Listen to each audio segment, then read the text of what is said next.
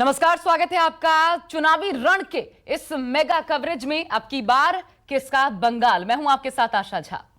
नमस्कार, मैं हूं आप सभी के साथ विपनेश माथुर और आज का दिन भी काफी बड़ा है। चौथे चरण की बंगाल में वोटिंग थोड़ी देर में शुरू होने जा रही है। 2 मिनट का वक्त बचा है और ऐसे में सबसे पहले अपील, शुरुआत से पहले अपील कि जैसे 3 चरण में आपने बम्पर वोटिंग की है, आज भी दिल खोल के आपको घर से निकलना है और अपनी शक्ति का इस्तेमाल करना है। लोकतंत्र के इस पर्व में आपको हिस्सा लेना है क्योंकि यह चरण भी सभी पार्टियों के लिए बेहद महत्वपूर्ण है। तो पश्चिम बंगाल में आपको बता दें, चौथा दौर है और इस जंग में 5 जिलों की 44 विधानसभा सीटों पर थोड़ी देर में मतदान शुरू हो जाएगा। कुछ ही पलों में यह चरण तृणमूल ही नहीं, बीजेपी के लिए भी काफी अहम है।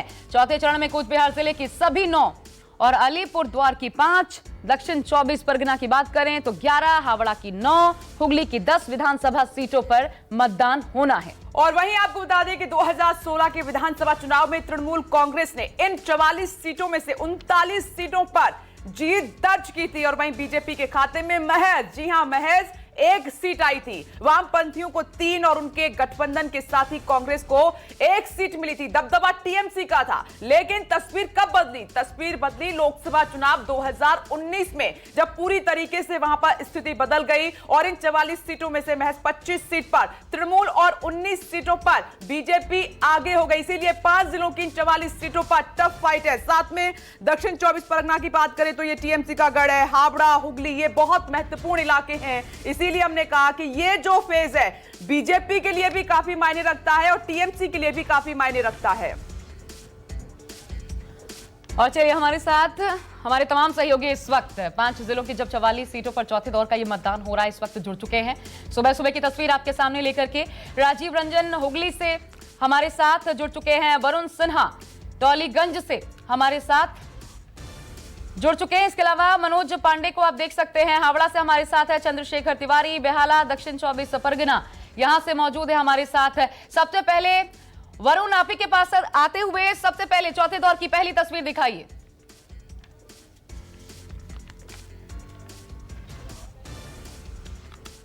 देखिए, सुबह 6 बजे से यहाँ पर आप देख रहे होंगे लाइनें लगनी शुरू हो चुकी हैं। करीब 5 बजे अगर आप सोचेंगे तो यहाँ पर लोग आने शुरू हो जाते हैं। यही एक तस्वीर है बंगाल की जो हमेशा समझाती है कि किस तरीके से लोगों में उत्साह रहता है वोटिंग को लेकर। 5-5 बजे लोग आके खड़े हो जाते हैं, इंतज़ार करते हैं 7 बजे और उसके बाद जो है जब अंदर जाने का मौका मिले तो ऐसे में उनको दिक्कत ना हो और सुबह सुबह अपना वोट का मत का प्रयोग करके वो लोग निकल जाएं। तो आप पहले देखेंगे तो शुरुआती दौर में जो है 2 लाइनें यहाँ पर लग चुकी हैं। एक तरफ महिलाएं की लाइन है, दूसरी तरफ पुरुषों की, और ठीक दूसरी तरफ आप देखेंगे पीछे तो एक और लाइन आपको नजर आ रही होगी। तो ये उत्साह है जो लगातार बंगाल में हम दिखाने का प्रयास भी कर रहे हैं और जिस तरीके से वोटिंग परसेंटेज बढ़ती भी है बंगाल में, वो समझाती है कि कैसे लोग लगातार जो हैं वो चाहते हैं कि मॉर्निंग में ही अपने मत का प्रयोग कर लें। तो दादा, क्या इस बार मुद्दे हैं, क्या दिमाग में चल रहा है, कौन कौन सी ऐसी परेशानी है जिसके तहत आपको लगता है कि सॉल्व होनी चाहिए? परेशानी तो इधर कोई नहीं है, इधर सभी ठीक ही है, सब ओके चल रहा है? सभी ओके है। अच्छा, सभी ओके है। आगे वोट देने के लिए आया है, सुस्त अवस्था से वोट देंगे, वोट देकर घर चले जाएंगे, काम पे चल जाएंगे। अच्छा दादा, डेवलपमेंट का मुद्दा इस बार है, रोजगार डेवलपमेंट शायद होना चाहिए शायद। वैसे तो बाकी डेवलपमेंट सब ठीक है, लेकिन कुछ और शायद नज़र देना चाहिए। अच्छा, यहाँ पर जो है वो टॉलीवुड का अपने आप में प्रभुत्व रहता है। एक्टर्स बड़े बड़े यहाँ पर जो है चुनाव लड़ते हैं। इस बार बाबू सुप्री भी हैं और साथ में देवदत्त घोष भी हैं। तो ये क्रेज़ रहता है जब बड़े बड़े एक्टर्स रोड पर निकलते हैं और हाथ हिलाते हैं, तो लगता है कि ये मौका देखने का भी, मिलने का भी। कुछ हद तक सेलिब्रिटीज़ का दबाव तो रहता है कि उनका खुद का फ़ैन फॉलोइंग है, वो सब तो वगैरह वगैरह रहता है, लेकिन बाकी डेवलपमेंट के हिसाब से और उनके काम के हिसाब से ही शायद विचार किया जाता है। अच्छा, लोग ये भी कहते हैं कि यहाँ पर टॉलीवुड जो है वो कई बार फैसला करता है कि किसको जिताना है, कौन किसको सपोर्ट करता है। तो ये फैक्टर भी यहाँ पर देखने को मिलता है या आम पब्लिक ही अपने हिसाब से सोचती है? नहीं, बचपन से मैं वोट दे के आ रहा हूँ। ऐसे टॉलीगंज का तो स्टूडियो यहाँ पे है, लेकिन ऐसे मेरे को लगता नहीं है कि ऐसे विचार से कोई वोट देता है। वोट देता है यहाँ पे पार्टी देख के, और उसके हिसाब से उस पार्टी का डेवलपमेंट क्या हुआ पिछले 5 साल में या पिछले कोई भी कभी भी जब वो थे, लेकिन कोई सेलिब्रिटी के हिसाब से यहाँ पे चुनाव होता है, मेरा ये विश्वास नहीं है। दादा मुद्दे क्या है इस बार? वो जो बोला है वो सही बोला है। चेहरा देखकर, काम देखकर, चेहरा देखकर नहीं चेहरा नहीं ना, तो आप समझ रहे हैं क्योंकि एक यहाँ टॉलीवुड फैक्टर बहुत ज्यादा रहता है। लगभग अगर कहा जाए तो जिस तरीके से मुंबई को हम बॉलीवुड का गढ़ मानते हैं, सेम जो है वो टॉलीगंज को, सही कह रहे हैं, टॉलीगंज के लोगों से आपने बात की, देखिए सभी से बात कर रहे हैं लेकिन मुद्दों पर कोई बात नहीं कर रहा है और खुलकर कोई नहीं बोल रहा है। ये एक तस्वीर उभर कर सामने आई है। मैं वरुण लौटूंगी, उसके बाद मनोज पांडे के पास भी आपको लिए चलेंगे, लेकिन उससे पहले आपको समझाते हैं कि ये 44 सीटें क्यों महत्वपूर्ण हो जाती हैं। पूरा समीकरण आपके सामने। तो बंगाल में चौथे चरण की चुनौती है और आप देख रहे हैं 5 जिलों की 44 सीटें अपने आप में बेहद महत्वपूर्ण, और ये 5 जिले कूच बिहार, अलीपुरद्वार, दक्षिण 24 परगना, हावड़ा और हुगली आपकी टीवी स्क्रीन पर। और ये टीएमसी ने भी पूरा जोर लगाया है, यहां पर बीजेपी ने भी पूरा जोर लगाया। बीजेपी ने 2019 के आधार पर जीत अपनी सुनिश्चित करनी चाहिए और टीएमसी ने 2016 के आधार पर यहां पर आगे बढ़ने की कोशिश की है। तो इस वक्त आप देख रहे हैं बिल्कुल। इसके अलावा देखिए 2016 का परफॉर्मेंस किस पार्टी का कैसा रहा था। टीएमसी 39 सीटों पर विजयी रही थी, बड़ी जीत हासिल की थी। कांग्रेस की बात करें, महज 1 सीट लेफ्ट, 2 सीटें पाने में कामयाब रही थी। बीजेपी के खाते में 1 गई थी, जबकि एआईएफबी 1 सीट लेने में कामयाब रही थी। यह स्थिति। वरुण सिन्हा का एक बार फिर रुख कर लेते हैं। अच्छा, वरुण का रुख करने से पहले जी ओके, ऐसा करते हैं आशा, वरुण के पास चले उससे पहले मनोज पांडे का रुख कर लेते हैं। मनोज भी हमारे साथ मौजूद है। मनोज, आपके पास आते हुए, क्योंकि ये जो फेज है ये दोनों ही पार्टियों के लिए काफी महत्वपूर्ण है। दिन की पहली तस्वीर आप दिखाइए, आपके पीछे भी वोटर्स की लंबी कतार नजर आ रही है और ये पोलिंग स्टेशन कौन सा है?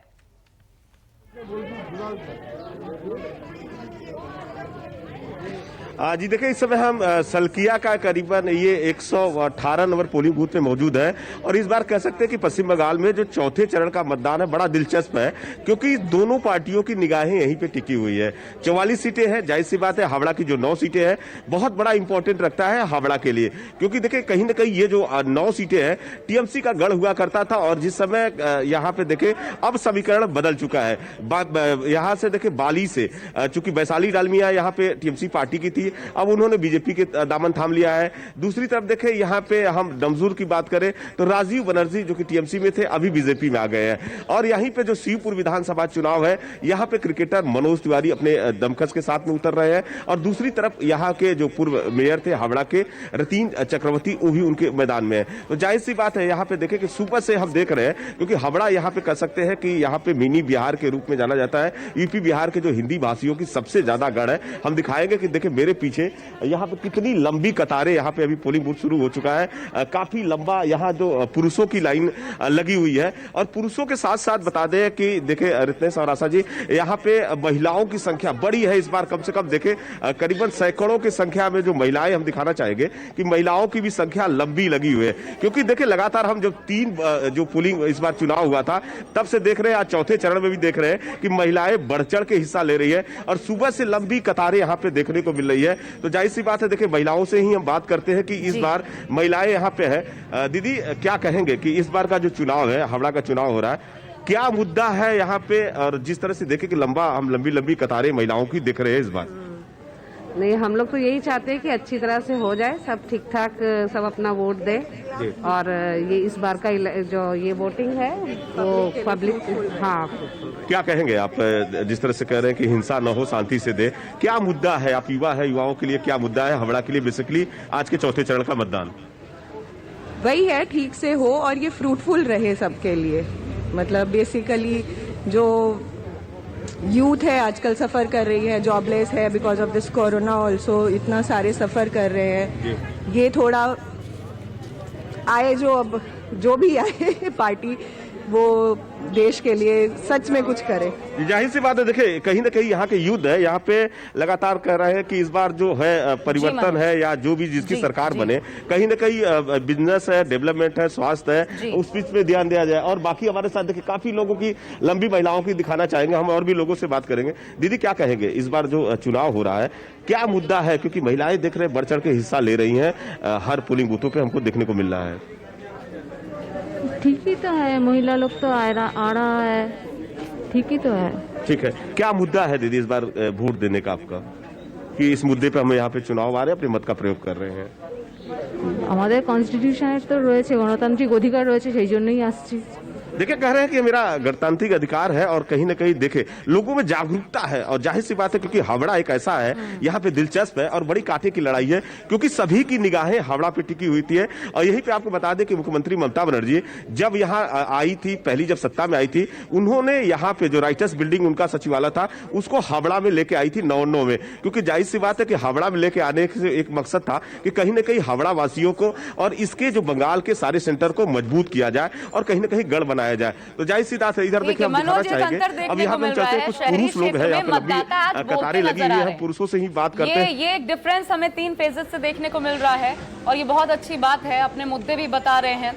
और सुबह सुबह ये जागरूकता का असर सुबह सुबह, क्योंकि पहले मतदान फिर जलपान, ये बखूबी जनता भी समझती है, तो पहुंच चुके हैं। चंद्रशेखर तिवारी भी हमारे साथ बने हुए हैं दक्षिण 24 परगना से। चंद्रशेखर, कुल मिलाकर के 11 सीटें दक्षिण 24 परगना में, लेकिन 6 सीटें ऐसी जिस पर किस्मत का फैसला महिलाएं करती हैं प्रत्याशियों के लिए। मसले क्या है एक दक्षिण 24 परगना में और कितना अहम ये एम फैक्टर इस बार रहने वाला है इस फेज में दक्षिण 24 परगना में? जी बिल्कुल, देखिए जैसा कि अगर बात करें तो आप बिल्कुल सही कह रही हैं कि जो एम फैक्टर है दक्षिण 24 परगना में वो बहुत ही अहम है।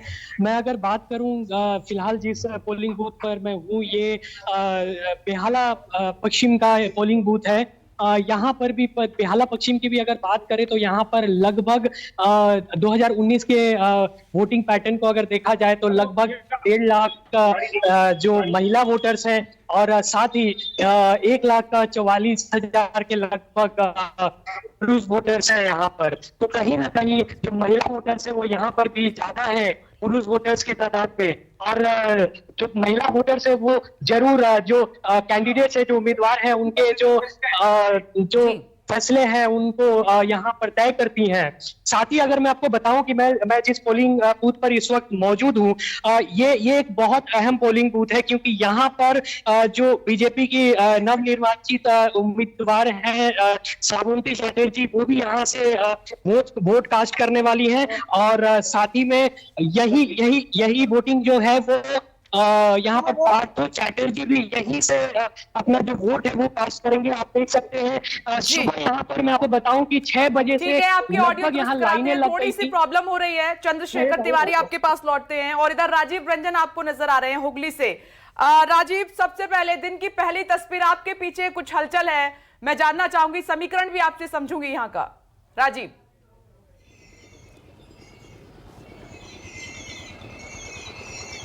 विपनेश, इस समय मैं हुगली के सिंगूर विधानसभा क्षेत्र में हूँ। जो 10 विधानसभा सीटों पर सिंगूर में चुनाव होने, उसमें सिंगूर तो इम्पोर्टेंट है ही, साथ ही चुरचुरा सीट है जहाँ से यहाँ की लोकसभा सांसद लॉकेट चटर्जी खुद चुनाव लड़ रही हैं। इन 10 विधानसभा सीटों में अभी सुबह 7 बजे का वक्त है और आप देखिए इस इलाके में यहाँ पर सुबह सुबह ही लोग आ गए, महिलाएं भी आ गई। और कोरोना की वजह से पहली बार जो चुनाव मैं देख रहा हूँ, चौथे चरण का ये जो चुनाव हो रहा है, इसमें पहली बार ऐसा हुआ कि सर्कल है और लोग थोड़ा दूरी पर खड़े हैं और सारे लोग मास्क भी लगाए, पहले भी मास्क लगा के आते रहते थे।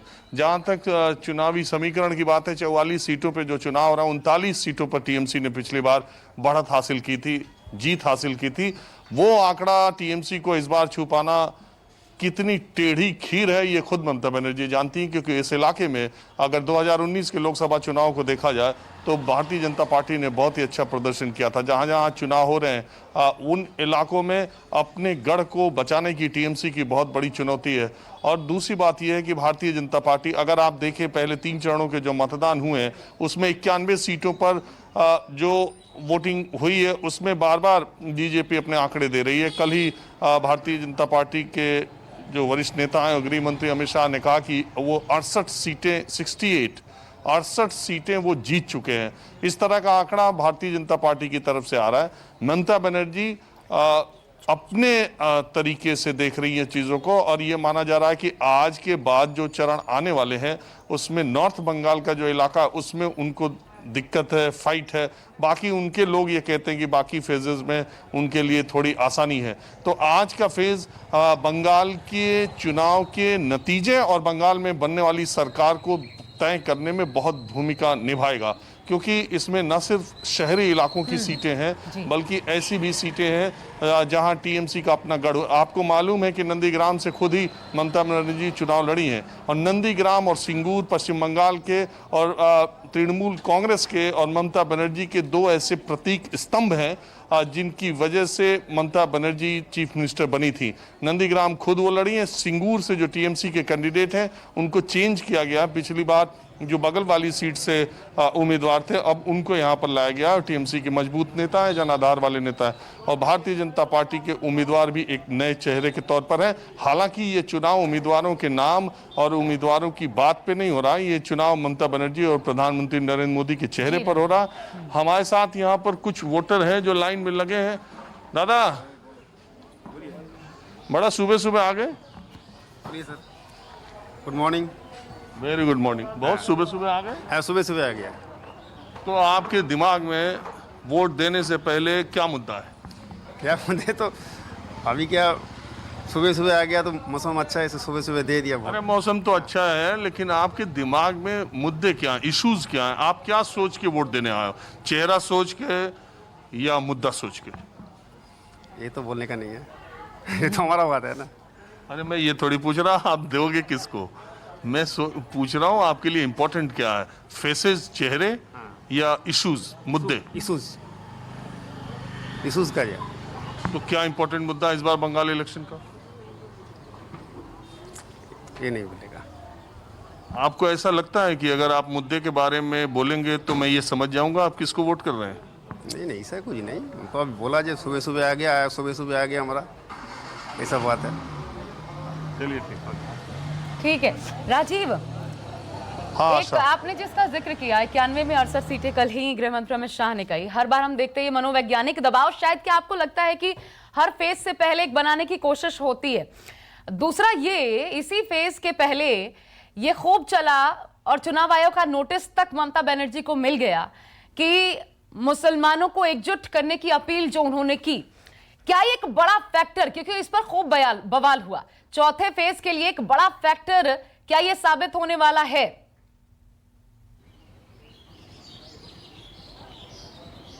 देखिए, चुनाव आयोग की नोटिस को हमारे नेता कितनी गंभीरता से लेते हैं ये सबको पता है, और चुनाव आयोग ने किन किन नेताओं के खिलाफ आचार संहिता का उल्लंघन करने के लिए कैसे कैसे फैसले लिए ये सबको पता है।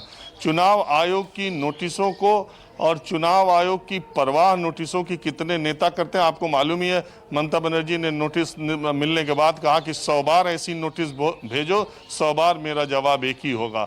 ये चुनाव है और इसमें अपनी अपनी चालें, अपनी अपनी शहमात का खेल लोग खेलते रहते हैं। जहां तक आपने कहा कि सीटों का आंकड़ा बताना एक मनोवैज्ञानिक दबाव बनाने की बात क्या है, तो ये बिल्कुल सही बात है आपकी कि ये निश्चित तौर पर मनोवैज्ञानिक दबाव। एक तरफ भारतीय जनता पार्टी की इतनी बड़ी लंबी फौज है, दूसरी तरफ सिर्फ ममता बनर्जी है, वही स्टार कैंपेनर है, वही चेहरा है, वही उम्मीदवार भी है और वही रणनीतिकार भी है और वही पार्टी की सर्वे सर्वा है। तो इसलिए जब ऐसे नंदीग्राम में ममता बनर्जी को घेरने के पीछे भी मनोवैज्ञानिक कारण था, और बार बार इस तरह से सीटों को बताने का तरीका जो बीजेपी का है वो भी एक मनोवैज्ञानिक दबाव। दूसरी बात यह है कि जिन सीटों पर चुनाव हो चुका है उसमें चर्चा करने में गुरेज नहीं कि उन सीटों पर ममता बनर्जी के होश फाख्ता थे। पहला चरण का चुनाव जो बांकुड़ा, पुरुलिया, झारग्राम, पश्चिमी मेदिनीपुर, पूर्वी मेदिनीपुर,